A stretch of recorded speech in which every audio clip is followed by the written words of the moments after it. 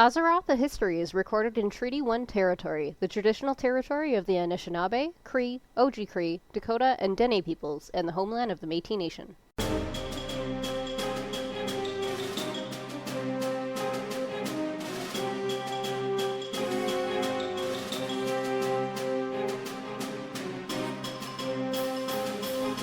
Welcome to Azeroth, a history, a look into the history of Azeroth and how it pertains to World of Warcraft today.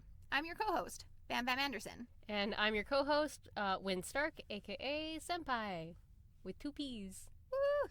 Yeah. Welcome to 2020! Heck yeah! I'm finally seeing clearly. I mean, I'm not.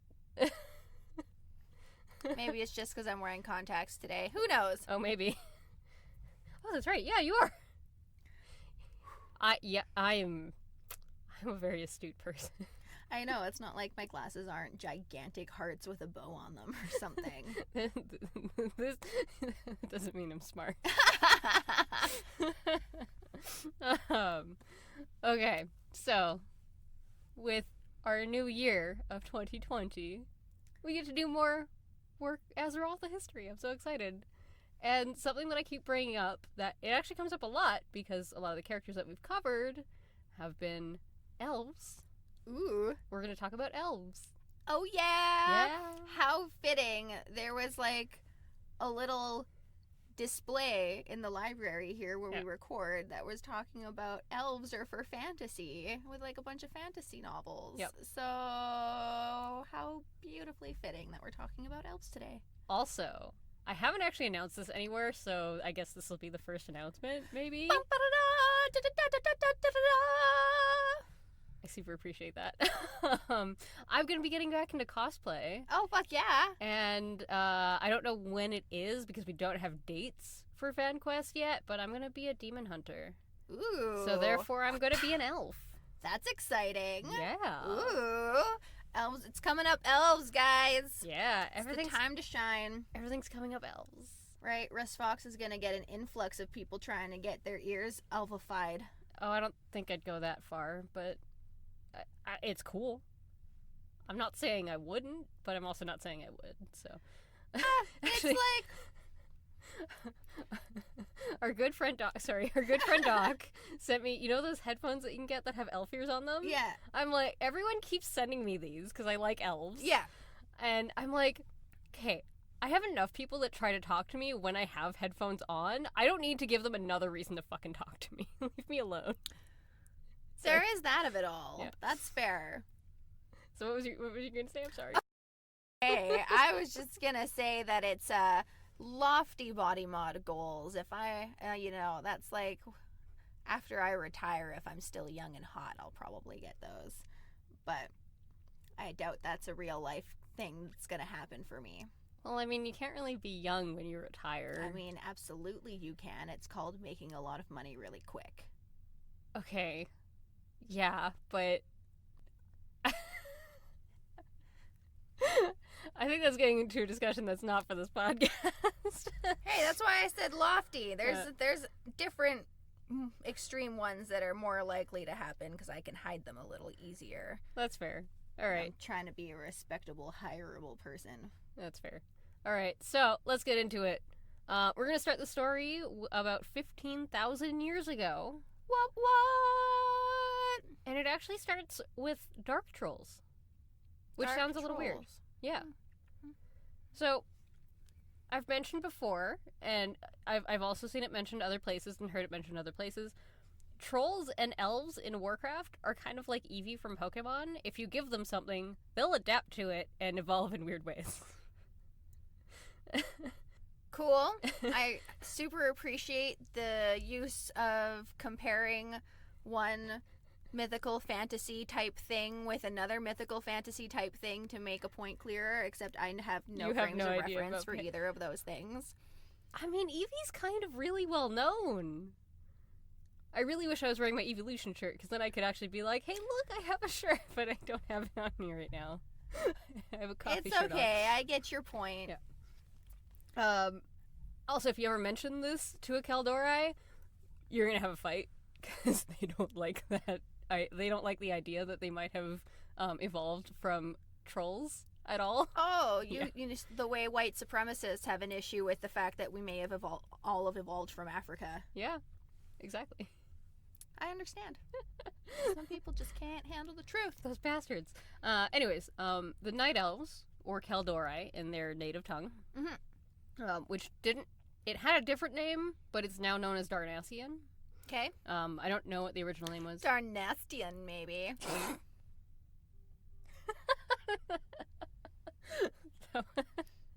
That surprised me. They're definitely the first elves because they're the first ones that evolved because of their proximity to the Well of Eternity. So, again, much like we crawled out of the oceans, the elves crawled out of the well. Well, I mean, no, they were living around the well, and then the magic of the well actually changed their bodies to be elves. So they got more fingers, like trolls only have 3 fingers. Yeah, they have like hands kind of like Spock, live long and prosper kind of thing. Sweet. Oh man, that takes fingering to a new level. 1 or 2, baby. And they also became quite adept at magic. It also granted them immortality, like just the actual magic of the well itself. So they couldn't die from like old age or disease or anything. Yeah. But like if they were like in battle, then they could still die that way. Okay, so it's not like it's bringing them back to life or giving them the power of healing. It just means that they can, like, in theory, live forever, assuming that they're like hermits or whatever. I mean, I think you would probably go a little bit insane if you're that much of a hermit, but yeah, right idea. Well, I mean, small circle, less chances to incite somebody to fucking murder you, right? That's true, yeah. Also, less disease. I guess, wait, no, we talked about that. But That's not a problem. there was no disease. Yeah, I got there. Don't you worry, I'm paying attention. Now, you might have guessed that bad shit went down after the Sundering. Oh, yeah. Because of Ashara's bullshit with Sargeras. Yep. No one in Azeroth knew it, I think some of them knew it, but they didn't really want to, like, actually accept it. They didn't really know it until we actually went to Nazjatar and, like, to the ruins of Zinashari, that the Naga actually were transformed from elves. Okay. Yeah. So I mean, they knew it was Queen Ashara that was leading the Naga. I don't think they actually really wanted to, like, accept that they were former night elves. Well, yeah, that seems like a bit of a pill to swallow. Yep.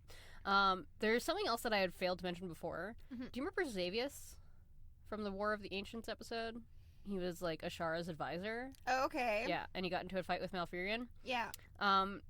After that fight, when he was defeated, his soul was bound to a tree.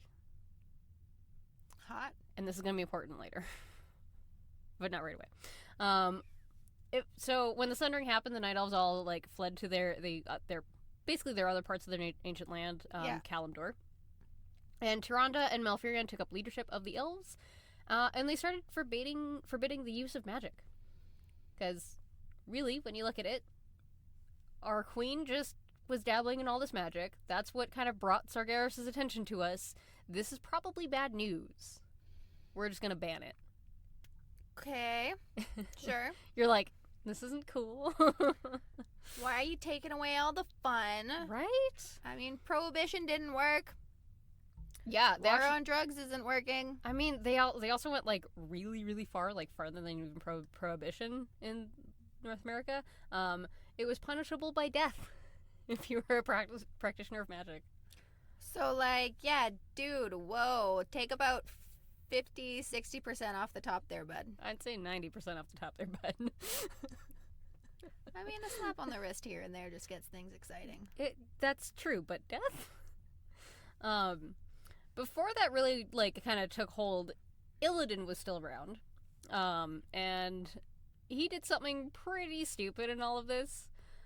Before the well actually sundered, he took 7 vials of water from it. Okay. This is important. And not necessarily all that bad in and of itself. When they got to Mount Hyjal, though, there was a sacred lake on top. Yeah. And, like, this is very sacred to all of Kalimdor, all of the Night Elves, all of the Kaldori. Mm-hmm. And what he did next was really dumb. He started pouring the vials into the lake. Right? Okay.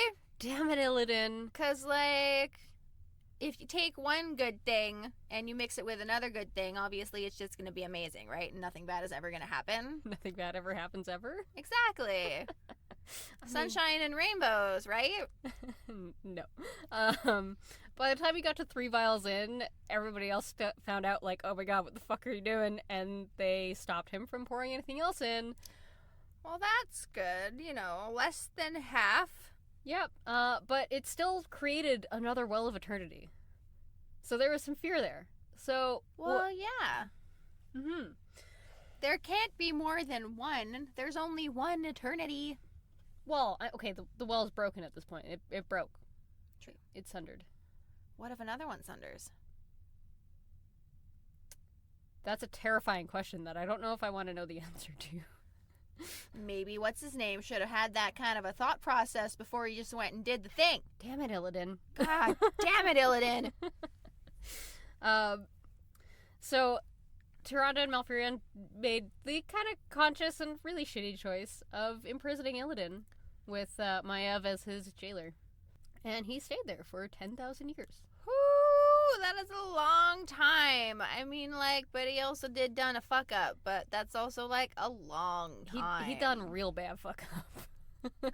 10,000 years of fuck up? Yeah. But as you might have guessed, they kind of also lost their immortality with the losing of the Well of Eternity.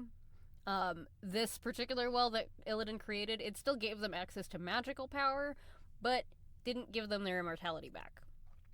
But they were scared about what this Well of Eternity was going to do. So Malfurion and 3 of the dragon aspects, Alexstrasza, the red, Ysera, the green, and Nosdormu, the bronze, they planted the first world tree, Nordrassil.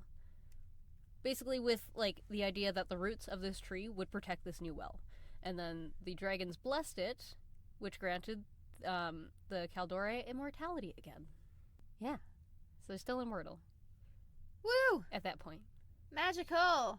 Sorry, I was just trying to, like, I know. think about how the roots would protect a well and not, like... Well, I mean, it's going to feed from the well, but at the same time, it's still kind of, like, the way it looks in game, it kind of looks like the roots kind of are like a dome around the lake. Chalk it up to magic hoodoo. Let's just keep going. Okay, that's fine.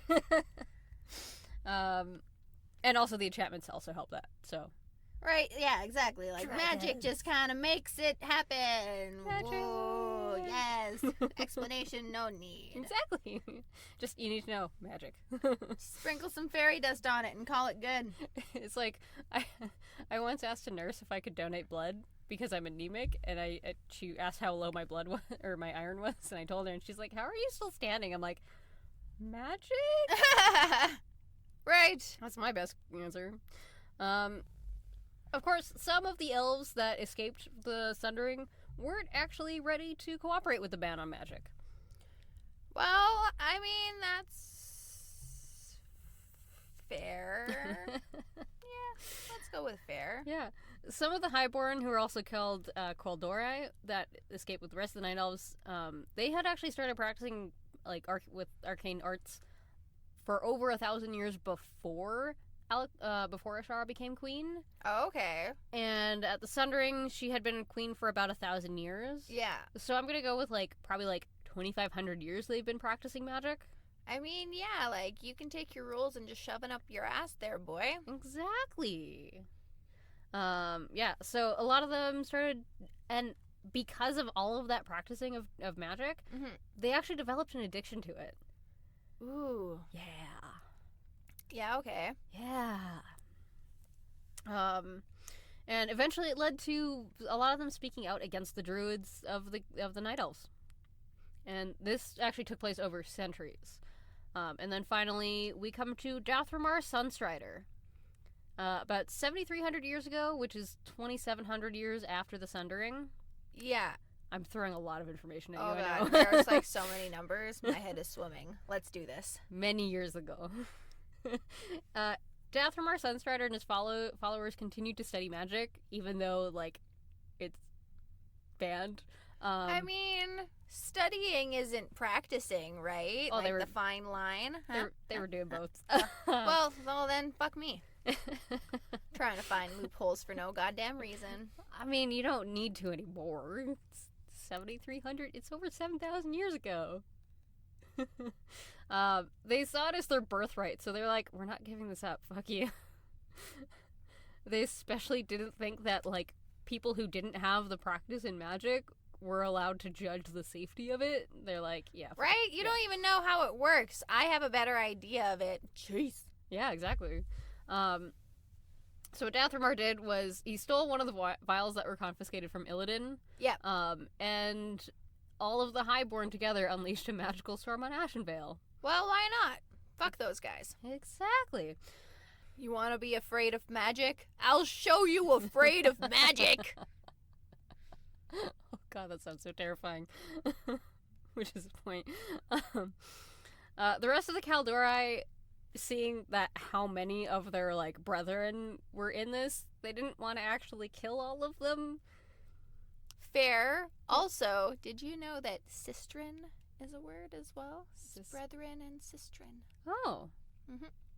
That makes Nugget sense. of knowledge for you. Yeah. I learned so much today. That's good. So instead of punishing them with death, though, they decided, you know what? How about we just exile you? You guys go off somewhere else, and you can do all your magic all you fucking want. You can do it anywhere but here. Just fuck off. Yeah, pretty much. And the rest of the Kaldori were like, yeah, that's good.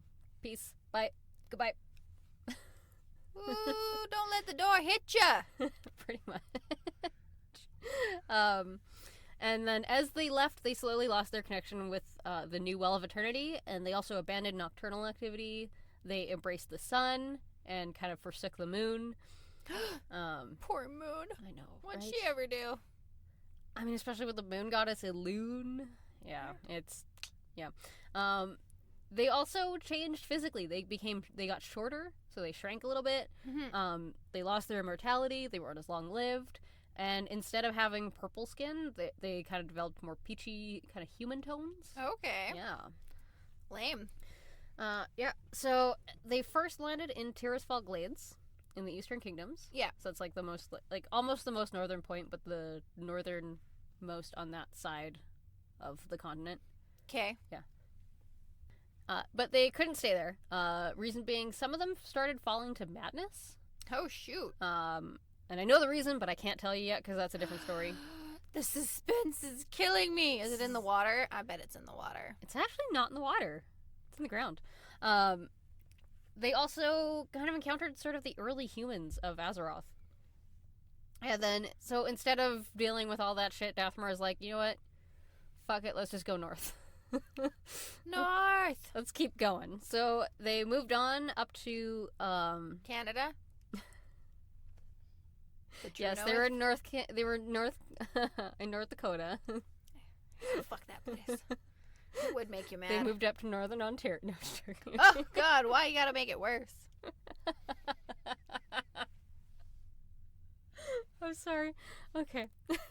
So they moved on northward, not to Canada, because Canada does not exist on Azeroth. I'm sorry. Wow.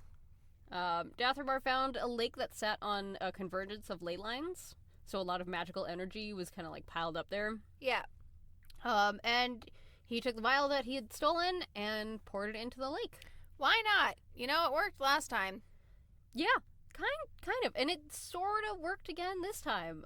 It did create a new well, this one called the Sun Well. Okay. It wasn't as powerful as the original Well of Eternity or the lake at Mount Hyjal. Well, yeah, because it keeps getting more diluted, right? Yeah, that's true. But it did become powerful, and eventually it actually kind of grew to become even more powerful over time. Oh, snap. Yeah. She concentrating as she gets older. Yeah. It also became the heart of the culture of the Qualthalas culture. Okay. So, yeah. And that's when the surrounding name became known as Qualthalas. And then they dropped the Highborn name of the Kaldori. Yeah. They adopted Queldori again, Mhm. or High Elves in their language. And, oh yeah, don't we all wish we were high? Well, I mean, they're addicted to magic, so yeah, they're getting high all the time. And Dathomir founded the city of Silvermoon, which was also protected by a barrier powered by the Sunwell. Wow. Yeah. Sweet. And then now we're going to fast forward a bunch to the reign of Anasterian Sunstrider. Okay. He's the great-grandson of Dathomir, and he had a son named Kelthos, who's going to be important in a minute. Okay. Anasterian ruled over Silvermoon during the Troll Wars. I can't talk English. I swear to God. Troll Wars. Should we switch to a different language? No, because I also can't speak any other language. All right, then. Just trying to help. So yeah, Troll Wars against the Amani Empire of Trolls. Okay. He also fostered sort of an allegiance with some of the early, I guess not really early human kingdoms, but the human kingdom of Arathor. He developed a relationship with them, and his son Kelthos studied in Dalaran and became part of the Council of Six. Okay. The ruling council. Yeah. Also, Kelthos had taken a liking to Jaina Proudmoore, which was something that I had neglected to mention on purpose in our previous episode about Jaina. Helpful. Yeah. I mean, she's a girl, alas, worthy of a fancying. And she's noble, and she's fucking powerful as shit. Well, exactly. You go, girl. Oh. During the Third War, when Arthas comes rolling up with his scourge, I hadn't mentioned the shield around Silvermoon at that point, partly because I forgot about it. But, the shield held up 2 trolls. How the fuck did Arthas get in? Well. Magic. Sort of. No, an elf by the name of Darkon Drathir. Darkon Drakir. Drathir. Yeah. Yeah. He betrayed Silvermoon. And he started taking out some of the key members of the Convocation of Silvermoon. Well, I mean, if you're going to take out the city, you might as well, take them out. Yeah, and so he brought them down and brought down the shield, and that allowed Arthas to kind of bulldoze his way in. Oh, yeah. Helping out my brother. Pretty much. It was actually for the favor of the Lich King, so, oh, yeah. Dark... High five as they drive by. Beautiful. Darkon's a piece of shit. Another thing that happened was Arthas was actually able to corrupt the Sunwell at this time, which was not good news. Corrupt! Yeah. And then Kelthos traveled back to Dalaran, from Dalaran rather, to say private farewells to his father. And then he announced that his people were now reborn as Blood Elves, or Sin'dorei, in honor of those that fell. Cool. And I'm going to take a quick break from all of this. We gotta visit the auction house. Auction house! Da-da-da-da-da. Gotta buy our WoW tokens. If you like what we do, consider donating through our Patreon at patreon.com/senppaiandbambam. If you're unable to do that, we would also appreciate a review on Apple Podcasts or any other podcast service you use. It helps us open up to a wider audience. You can also share with your friends, blah, blah, blah. You can share us with your friends, family, guildies, or whoever. Hell, even strangers in the streets. I'm not opposed to a town crier, just kind of bull whistling. Whoa! Listen to History of Azeroth. You get the oh gosh, I'm failing here. You get the idea. Help us out. It's great. We're also on Podchaser, and you can make lists on Podchaser. So we're on our local podcast from Winnipeg list, which is pretty cool. Oh, sweet, representing the city. Yeah. What? You can also catch our Machinima with Bam Bam series, which is available only to patrons and goes up weekly on Tuesdays. It is a hoot and a half. Yep. And if you have any suggestions for that, I'll take them on Discord or by email. And yeah, it's delightful, and it makes reset day not so bad. It's a little bonus. Yeah. Also, if you want to get in touch with us over on Discord, there will be a link in the show notes to join that. It is open to everyone. It is open to everyone with a patron-only section. At least I know I'm not the only one that sucks at English. I appreciate this a lot. We make a wonderful team. I'm so glad we decided to go into radio. Exactly. Today I also want to tell you about another local podcast. Whoop! I think you might actually know this one because someone we know was on an episode. Ooh, that's exciting. Yeah. Dragon the Peg is produced by Graham Hooson. Yes. Yeah. Oh, yeah. You know this one. I Yay! do. I haven't listened to it, but at least I know it exists. Yeah.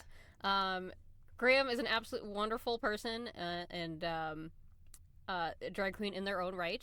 And our friend who we went to school with back in high school many moons ago, Satina Loren, was on episode 2. I'm so sorry if I made anyone feel old. Today's that kind of day. I'm sorry. Oh, right though. Like, I'm coming to terms with the fact that in the spring, like this spring, it'll officially be 10 years since I graduated high school. And like, have I accomplished much? It'll be 12 for me. 10's just like a nice round number when you start to crack. Oh, absolutely. Moved past this crack and are now dreading the next one. Yeah. I think the next one's 15. Yeah, exactly. Dragon the Peg has also become a huge community outlet for all kinds of drag in Winnipeg, which is fantastic. So y'all should check it out on Facebook. I'll have links. If you like anything drag related, it's gonna be a hell of a good time. Yep. And I also got to see Graham speak at Pachakcha Night Winnipeg back in November. That's awesome. And it was delightful, and they're such a good speaker, and I appreciate them a lot. A little golf clap for Graham. Yes. Graham? Is that not what you said? They were saying Graham at Pachakcha Night. Oh. That's all I could say. Also check out Pachakcha. Alright. Back to the Third War on Azeroth. Ugh, poor Azeroth. Never catches a break. Nope. Something not so chill happened on the other side of the world, on Kalimdor. Uh-oh. Where the Night Elves were. As I mentioned before, the Third War very much encompassed the Burning Legion coming back and being like, hey, how's it going? We're gonna take over, and yeah, nobody was cool with it. Obviously. It sounded so casual, though. I mean, that sounded casual, but that's not how they actually went about it. They brought out basically the citizens of Azeroth brought out everything they could against Legion. Illidan from prison. Yeah. Does Illidan know where the other 3 vials from the Well of Eternity are? They're probably still confiscated somewhere. Okay. I don't know if I couldn't actually find where that they had put them.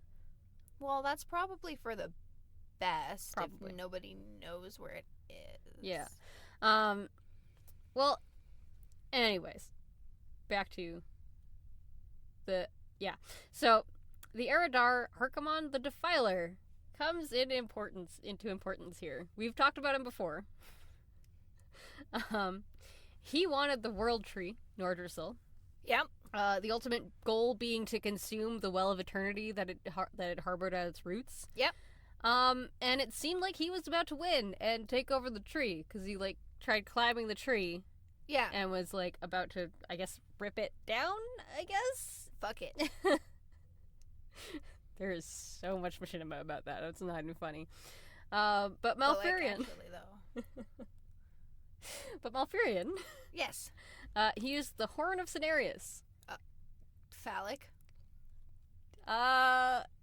Sure. And the Wisps, fucking English, man. The Wisps answered the call of the Horn of Cenarius. Okay, there we go. That is very heteronormative. A little bit. Moisture answered in return to the call of the horn. Wisps, not moisture. Wisps. So, are air, water sign related? Kind of. When Night Elves die, their souls usually turn into wisps, which are not really moisture. That you know of. Clearly, you're just not handling them properly. Maybe. You know what? Maybe. I don't know. Maybe there's something to that. Because they're usually friendly, but if they don't like you, they can, sting you almost like a jellyfish. Ooh. So maybe, yeah. And if they really don't like you and they're angry, which we're about to find out, it's really not fun. Uh-oh. The wisps broke out of the tree canopy and rushed towards Archimonde, and they create a bomb out of the Eredar. Oh, wow. They detonate him and send a wave of fire down the tree and into the surrounding lands. Eek. Yeah, and it's quite gruesome. Scorched. So Arky's gone, so that's good. But the tree still survived. Impressive. Yeah. It was very badly damaged, though, and it actually broke the enchantments that were on the tree. Uh-oh. Yeah. So the Night Elves lose their immortality again. Fuck that. Yeah. They're still very long-lived. Maybe not, like, 20,000 years long-lived, but yeah. Like, they're still very long-lived. Illidan also made his escape at this point. Yeah. Why not? You know, confusion is everywhere, and you see an opportunity and you take it. Exactly. After this, some of the druids, led by Fandral Staghelm, wanted to restore their immortality. Well, I mean, yeah. Yep. If you've gotten quite used to the idea of death as something that only happens to others, suddenly being faced with the prospect would probably be pretty terrifying. I mean, he also lost his son, so... Like, he lost his son in the original war against the Burning Legion way back when, so I don't know. I don't really know exactly. I just don't think he wanted to die. I think that's what it is. Malfurion wasn't kind of cool with it, though. He kind of saw it as, like, very frivolous self-interest. Like, we don't fucking need this. Come on, just sit the fuck down. Right. Everybody else fucking dies. We can die. Jesus. Yeah. Death is a natural part of life, y'all. How else are we gonna have babies? I don't want to have a baby. Me neither. Not even a little bit. I mean, they can still have babies. Night Elves can still have babies. Yeah, but isn't that, like, environmentally irresponsible to continue to propagate a species when it has no real way of, like, being killed off? You're just, like, exponentially growing your population. So that's the thing that I've been wondering about Night Elves as a whole, and there's not a lot of talk about it at all. It seems like there's not a lot of kids born to elves. At least not very often. Maybe they just have stellar birth control situations. Maybe. Maybe they do, like, the logical thing, and all of their men get vasectomies as soon as they can make babies, and once they are old enough to decide they want kids, they can get it reversed. Maybe. I don't know. Hey, Blizzard. Can I know about this? I'm curious. Inquiring minds. I'm curious. But Malfurion fell into a coma, very mysteriously. And Fandral goes ahead and plants a few world trees, but most specifically Teldrassil off the northeastern coast of Kalimdor. Woo! Teldrassil! That biggest beach vacay hotspot! It did fail, though. The tree itself was corrupted, and the dragons refused to bless it. Well, who wants to bless something that's corrupt? That just seems counterintuitive. Yeah. Unless you're trying to, like, fix it. I guess, but I don't think their blessings actually work that way. Well, then what kind of fucking good are they? I don't know. Rip off. They still built the city of Darnassus in the tree to be their capital, and a lot of people did settle in the tree itself. Well, that's nice. Now, you might be wondering, why was this new world tree corrupted? Why was it corrupted? Remember Xavius? The guy who got merged with a tree? Yeah. Was he that tree? No. Did he fuck that tree? No. I'm pretty sure there's got to be some tree fucking somewhere. No. Fandral took a bit of the tree that Xavius was. Yeah. And grafted it onto Teldrassil. Why not? For the fucks of it, I guess. And it started spreading the corruption, which was super great. Everyone was so pleased. Yeah. Also, we didn't find out till later, but Fandral was also responsible for Malfurion's coma, so, he can just go get fucked.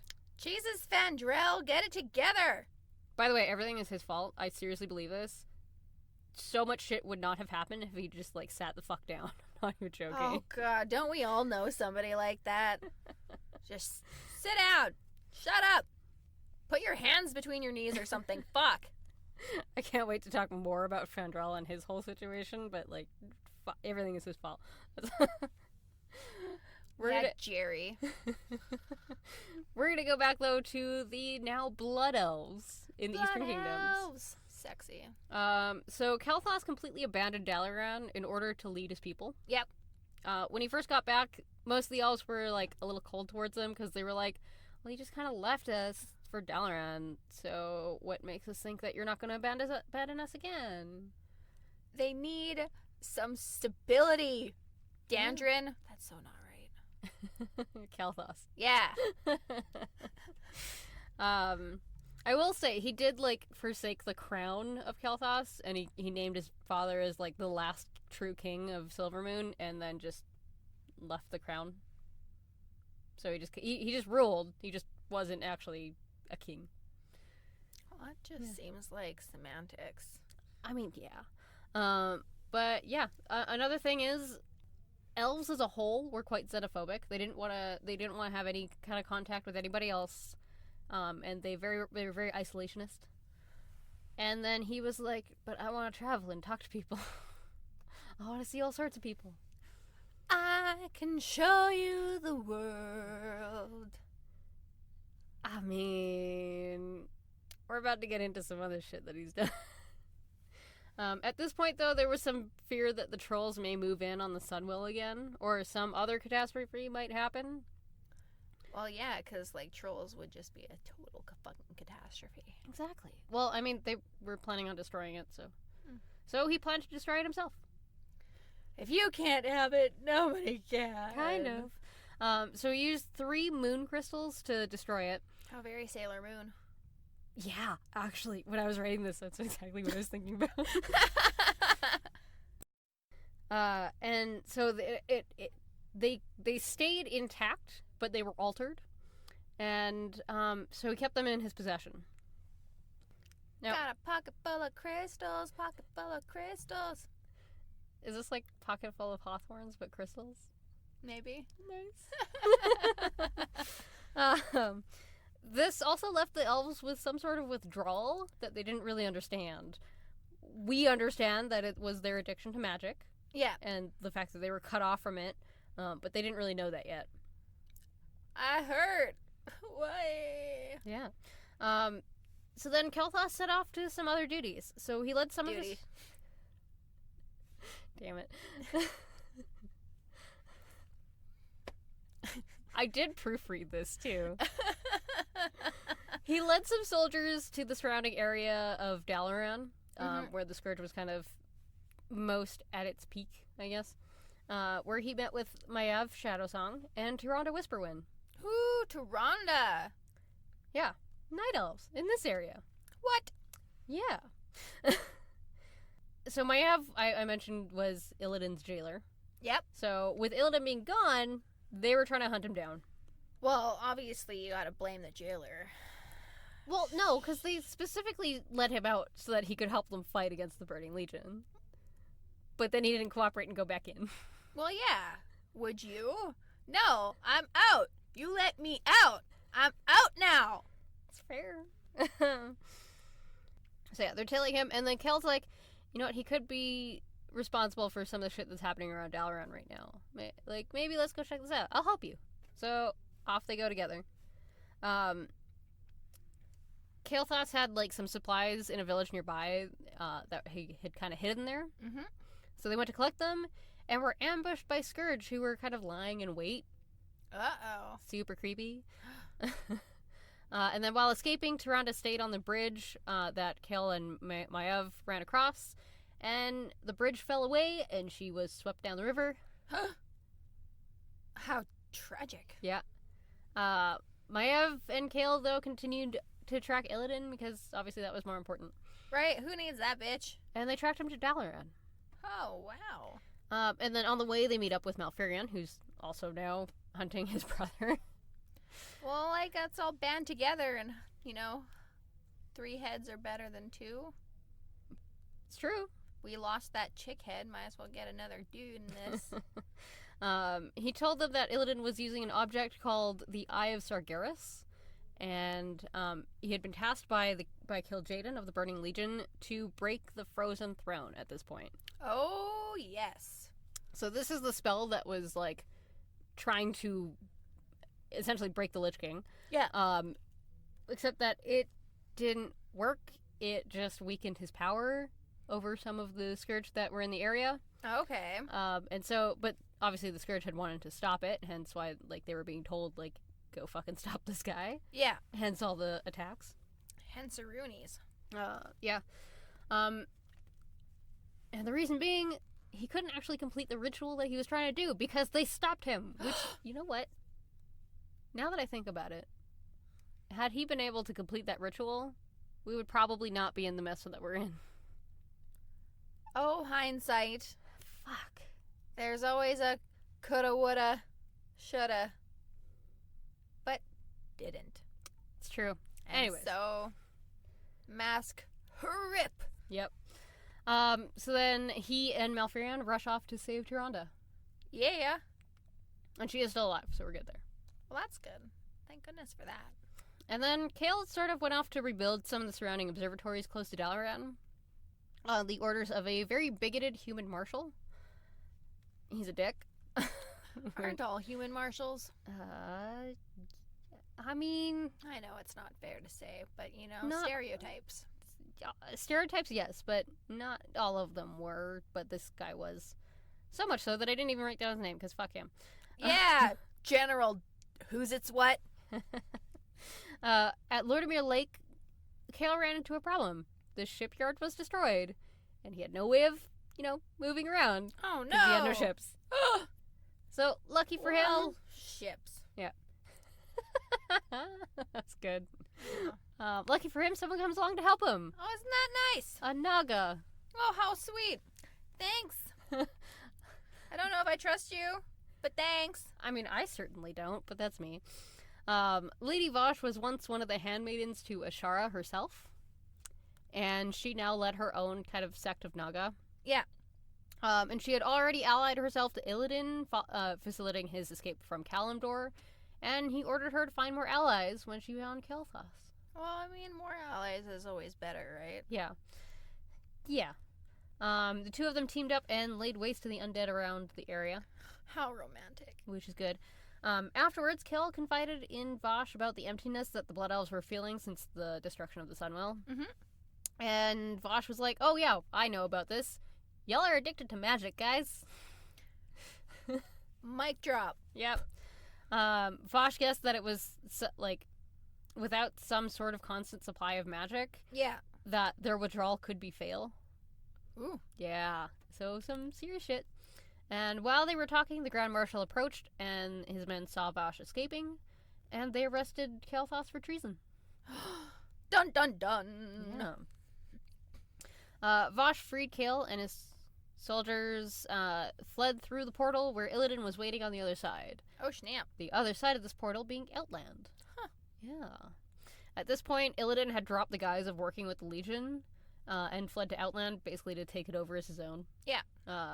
Meanwhile, the Blood Elves that did not accompany Kael on his attempts to call the Scourge rebuilt what they could of Silvermoon under Lorthamar Theron, who started acting as regent of Quel'Thalas. Cool. Lorthamar's cool, guys. I like him. Kael and Vosh searched for days for Illidan, and Maiev also followed because she was trying to capture Illidan and bring him back to prison. Still. Wow. Right? Have you tried getting better at your job? I mean, she did very well. And she does end up capturing him again, but that's another story. Time management. We'll talk about that. Finally, Kael'thas and Vosh saved him, and he shared his plan with the two of them. Cool. Basically to rid Outland of demonic influences.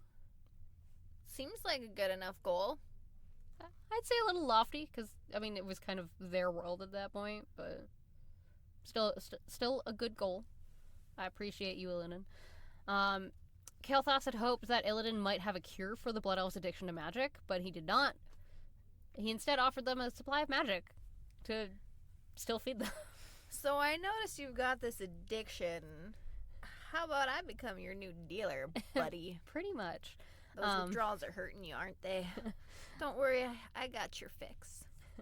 So Kael pledged his loyalty and became second in command to Illidan.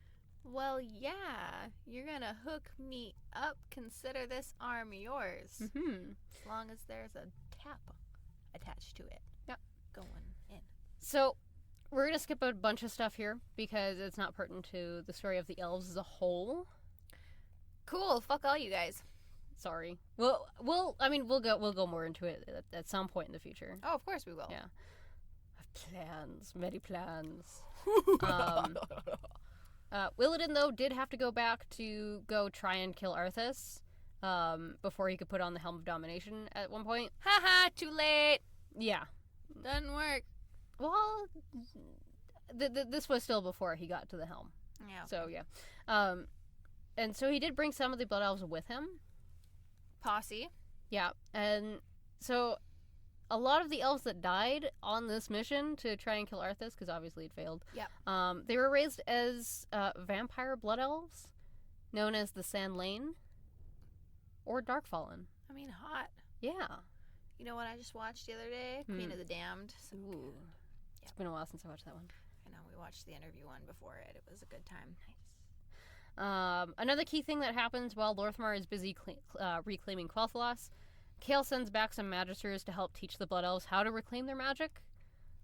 So this does include forcibly taking the magic from arcane creatures. Oh. Okay. Kind of not cool.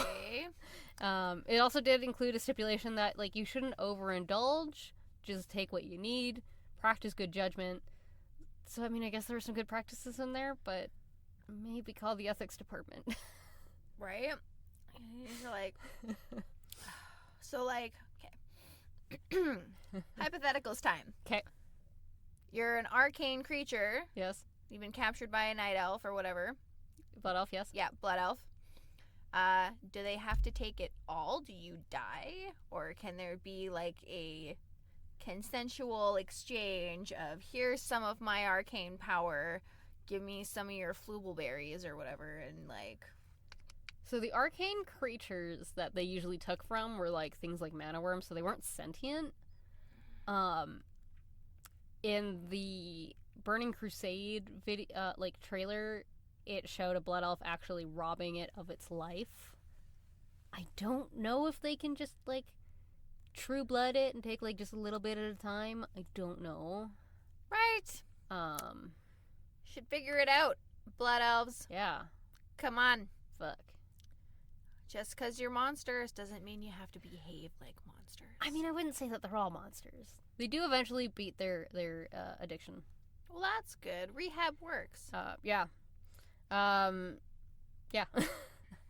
There were still problems with the magic addiction, though, and blood elves who couldn't handle their withdrawal ended up kind of, like, devolving into some sort of undead-esque kind of creature that became known as the Wretched. Okay. They also served as a reminder of what can happen if you don't keep your addiction in check. I mean, yeah. To the remaining blood elves, so some important Nothing things. like some propaganda to scare you straight. I don't even know if I'd necessarily say propaganda, considering they're right fucking there out in the forest. Fair. Lorthmar... so in order to find help for this new issue, Lorthmar started reaching out for allies. Silvermoon had long since broken ties with the humans, but, you know, they were kind of in need of friends now. So he reached out. Hey, what's up, guys? I know, long time no chat. Well, he didn't reach out specifically to the humans, but he just kind of, like, put some feelers out. And who was at the end of one of those feelers? Sylvanas Windrunner. Whoa! The new ruler of Lordaeron. What's up, girlfriend? Yeah. Wanna be besties? I mean, before her death, they didn't really get along. After her death, they still didn't really get along.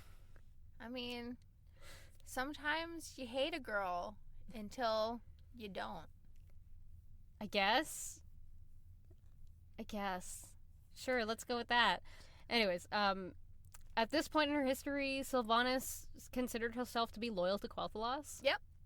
And she was now allied with the Horde as Queen of Lordaeron.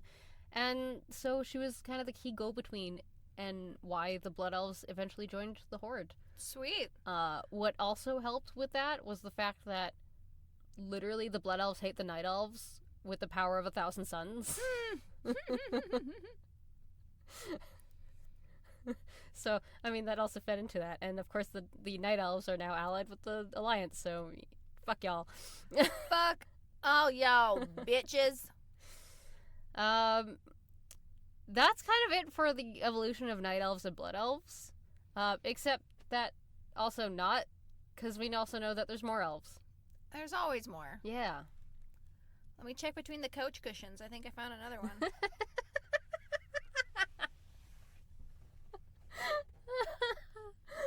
That's good.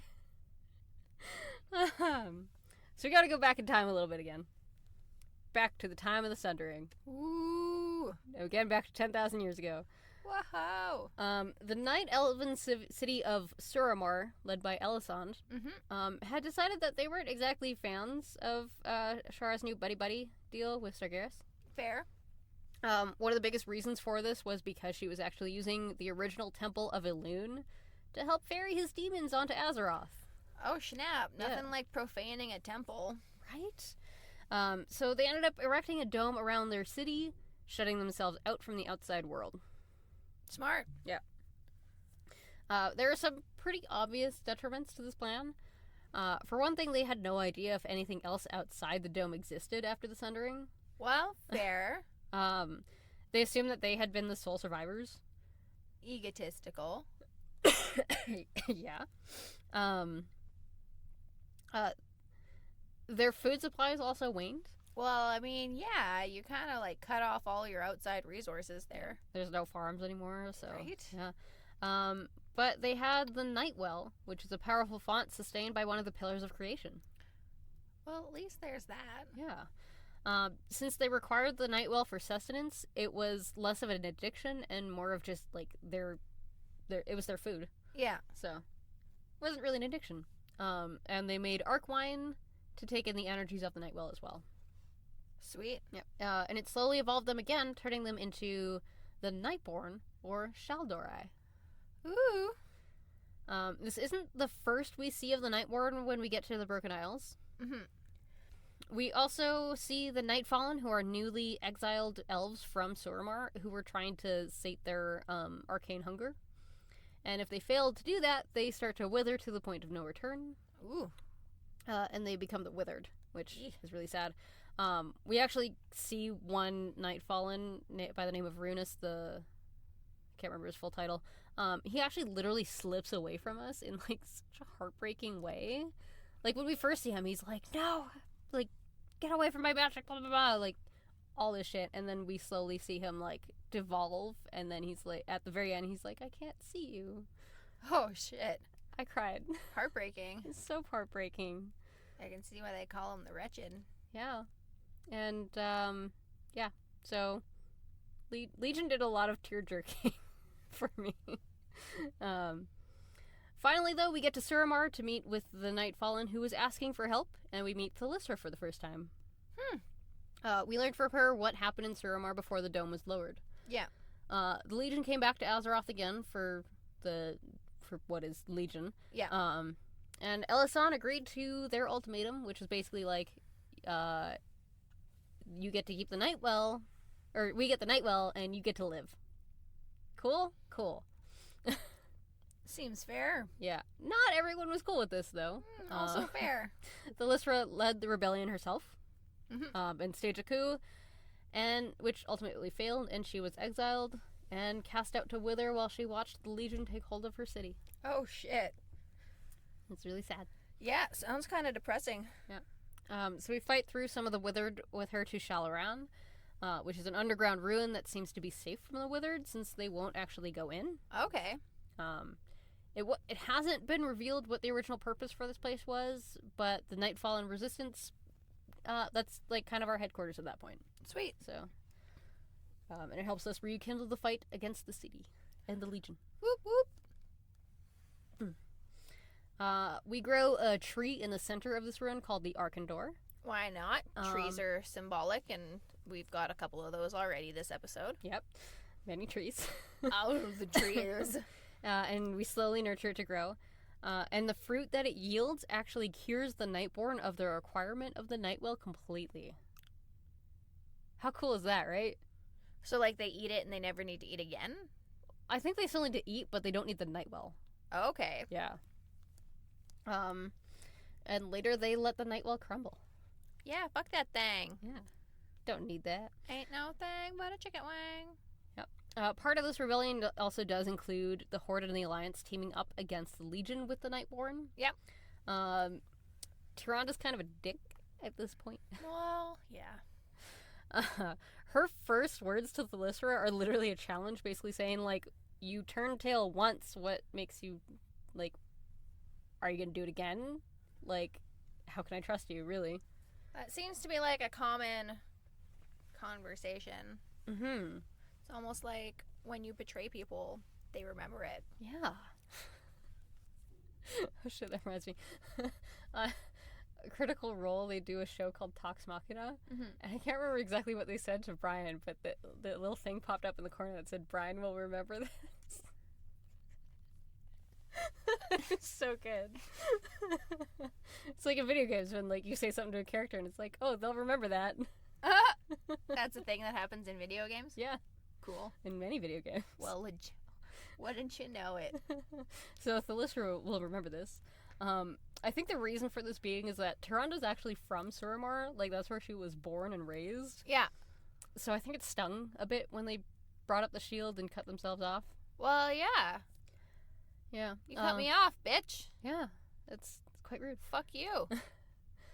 Lady Liadrin of the Blood Elves of Silvermoon is a lot more cordial and a lot more polite. Especially with understanding what the Nightborn have gone through with their, I guess, requirement of sustenance from the Nightwell. Yeah. It's like, well, we were in the same thing, like, what, 9 years ago? And we only rid ourselves of that addiction, like, 5 years ago? So we get it. We get you. Some understanding Compassion. here. Yeah. You know, that's good. That's helpful. Yeah. So, and it was Liadrin that helped bring the Nightborn into the ranks of the Horde. Sweet. But before I get into that, I want to touch on something else first. With the continued war against the Legion, Illidan, who's, you know, back yet again, Yeah. opens a dimensional rift to the Legion planet of Argus, where we know that the Draenei are from. Sweet. Oh man, sorry, I was instantly distracted by the words dimensional rift because that's the name of, like, a really ghetto music festival that happened twice out here in Winnipeg. Oh, neat. Yeah. And I was just like, whoa, Words. music festivals. Mind instantly diverted. Sorry. Well, that's not your fault. That's just me. Yeah. We find some pretty important people here who have been missing since, I think the Second War. I think just after the Second War they went missing. Illyria Windrunner, the eldest of the Windrunner sisters. Ooh, snap. Sister to Sylvanas.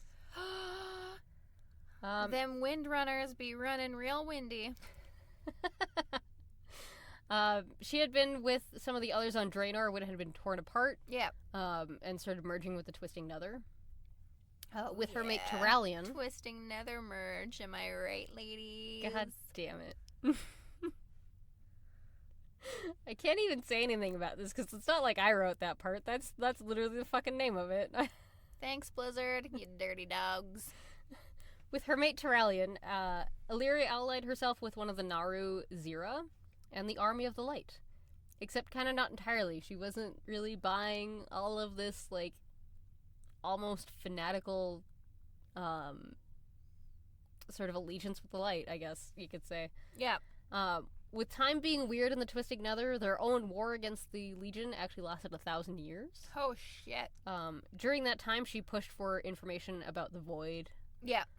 Which was kind of not cool with Zira, who's being of light. But she began kind of working with void magic and practicing with that. And Terralion was granted immortality by Zira. Oh, shit. Yeah. Eventually, Illyria learned about Locust Walker, who's an ethereal being who had a powerful mastery over the void. She wanted to meet this being. Eventually, she was captured by the Legion and imprisoned on one of their worlds, and lo and behold, she got her wish. Locust Walker was her fellow prisoner. Woo! Take that, bitch! Exactly. So Locust Walker began teaching her, like, how to use the void and retain her sanity. Yeah. Which is very important. I mean, yeah, gotta toe that line. Yep. So controlling the whispers was a big thing. making sense of everything the light and shadow showed her. And it's the beginning of the Void Elves, but she hasn't quite made it there yet. Okay. She was later imprisoned by Zira because she refused to stop using void magic. Yeah. Which Zira was not cool with. You should not be doing that, girl. Exactly. She ends up escaping and rejoining the Army of the Light on the Vindicar, which is our new interdimensional ship. Woo! That we used to get to Argus. And here, Illyria and Terralion are reunited with their son, Erotor. That's good. As reunited. Yeah. And it feels so good. As well as Illyria's youngest sister, Varisa. Cute. Yeah. Yay, sisters. Woo! Illyria then sets out with us on a portion of Argus called Makari. Cool. Where she found evidence of a darkened Naru called Lura. Snap. Yeah. We help her fight through to Lura, and under Locust Walker's guidance, she actually absorbs the Naru. Oh, shit. Which grants her her own mastery over the void powers that she has. Oh, my gosh. That's exciting. And this is the true beginning of the Void Elves. Because, like, she gets, like, a fancy void form. Like, she kind of looks like a negative. Oh, weird. It's so cool. Nice. Yeah. And then Illyria also found out about the fate of Sylvanas as being the war chief of the Horde. And she was kind of upset about that. It was the Horde that, it was specifically the orcs that had originally attacked Quel'Thalas during the Second War. Those bastards. Yeah, and so she's like, how could she ally herself with these, these monsters? Like, she really saw them as just nothing but brutish monsters. So it didn't sit well with her. So when it comes time for the Alliance to reach out for more allies, Illyria agrees. And she allies herself and her followers to the Alliance. Oh, shit. Yeah. Take that, sister. I mean, sort of. We kind of need to help, like, create some of the others kind of thing. Like, we have to help reunite all of them. Yeah. So back on Azeroth, some of the Blood Elves had already been studying the Void, thinking that it would be kind of paramount to the defense of Silvermoon. Yeah. And when they were told by Silvermoon to, stop dabbling in Void, they were exiled when they refused. Oh, shit. Lots of exile in this story. Right, you get out of here. You get out. Everybody out. All of you, just out. Yep.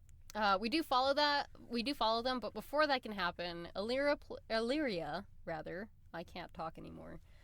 She plays a surprising part in the induction of the Nightborn into the Horde. Okay. Yeah. On her way to track the Blood Elves that had been dabbling in void magic before, she decided that she was like, I kind of really need to see the Sunwell one last time. Before I go. Yeah. And so it happens to be when Liadrin is bringing Thalyssra to meet Lorthamar and Silvermoon. Oh, look at that timing. Yeah. So I can't fully go into what happened in the Sunwell, like, kind of between Kael'thas and this. Mm-hmm. Just know that it's there. Okay. Mystery time. Yeah. We'll go into it at some point, I'm sure. Oh, of course. Together with the Horde Adventurer and some entourage, Thalyssra, Lorthamar, and Illyria travel to the Sunwell. Sweet. And then some Void Beasts start following Illyria, and they're trying to corrupt the Sunwell. Less sweet. During this small battle while closing the Void Portal, Thalyssra is impressed by Lorthamar's dedication, and she pledges the allegiance to Suramar to the Horde. Well, la-di-da. Yeah, it's great. New people for the Alliance, new people for the Horde. Yeah. Oh. Well, kind of yet. We're not quite there with the Alliance yet. Because now we follow Illyria to meet...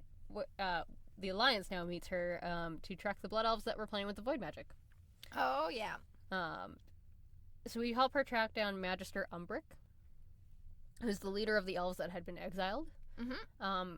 We don't find him just yet. We find some of his notes, and he wrote about a void world called Telogris Rift. Cool. That's a hard word. I fucking hate that word. Yeah, it seems like a mouthful. Everything's a mouthful in Azeroth. Yeah, it is. That one was cheap. When she rips open a void portal for us, we come face to face with Umbric himself. Oh no!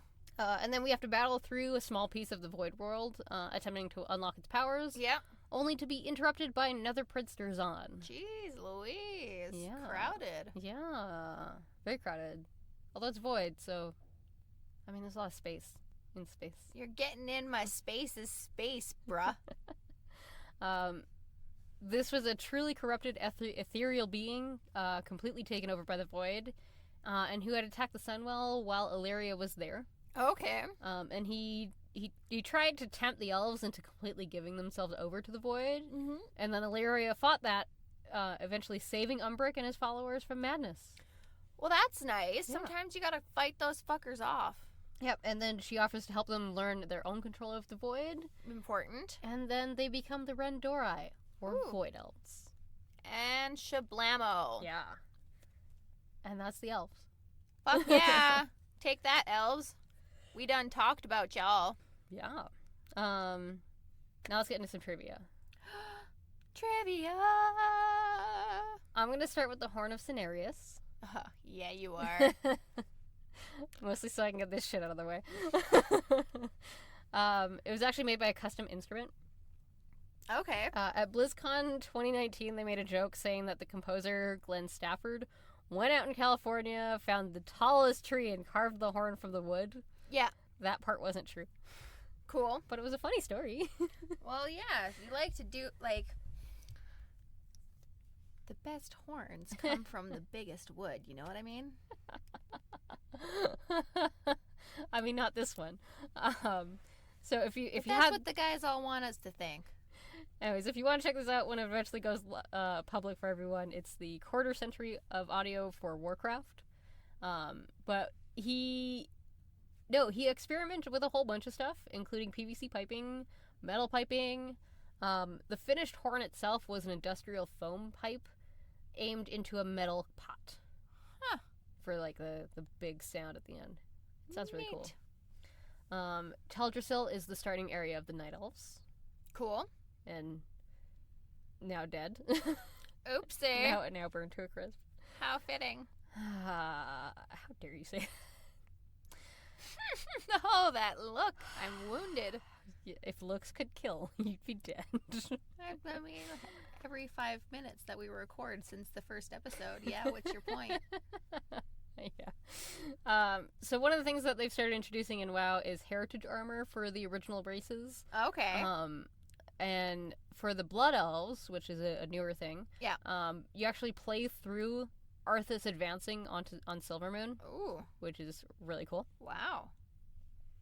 Lorthamar's last name, Theron, translates to hunter in Greek.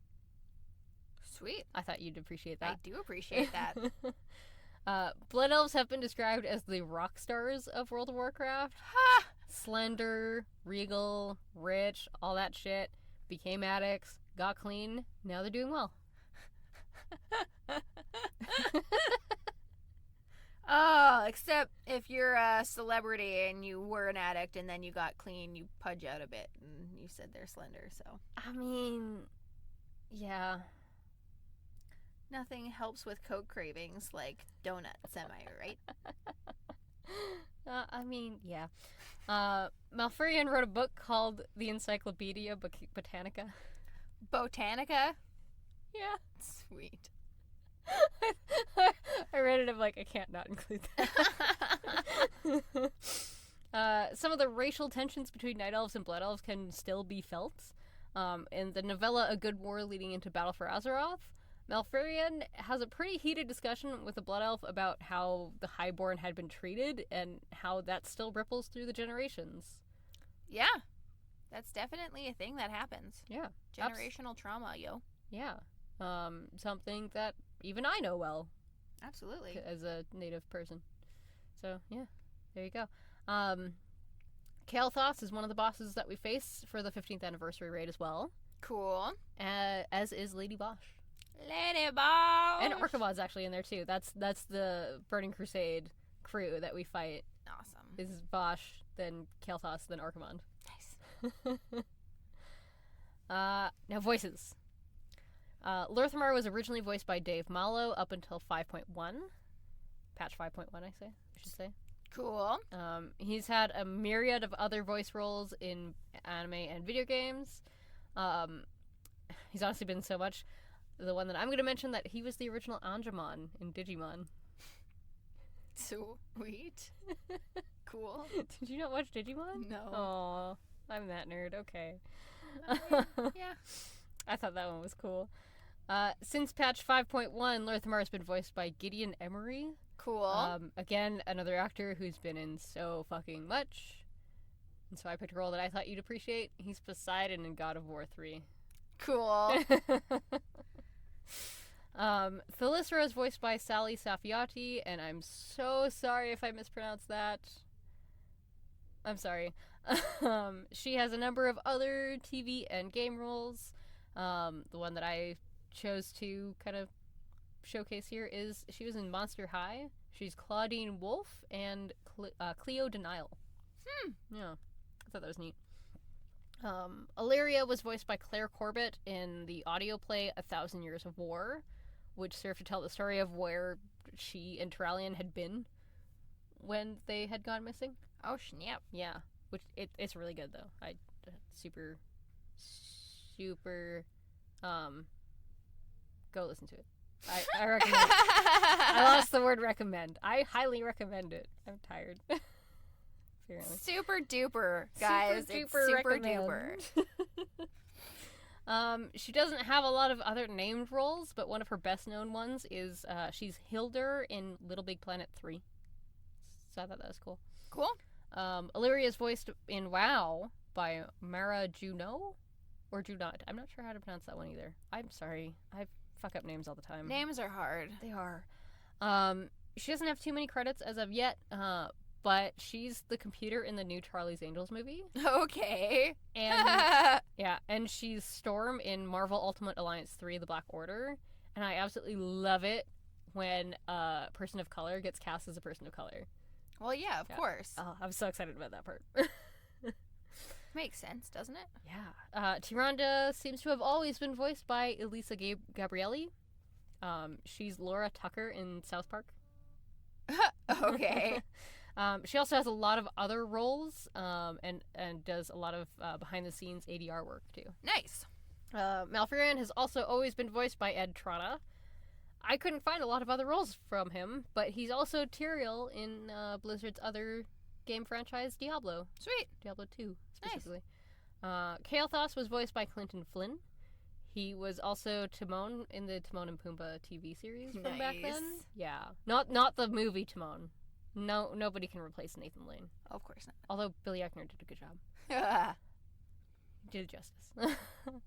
And Lady Vosh was voiced by Barbara Goodson.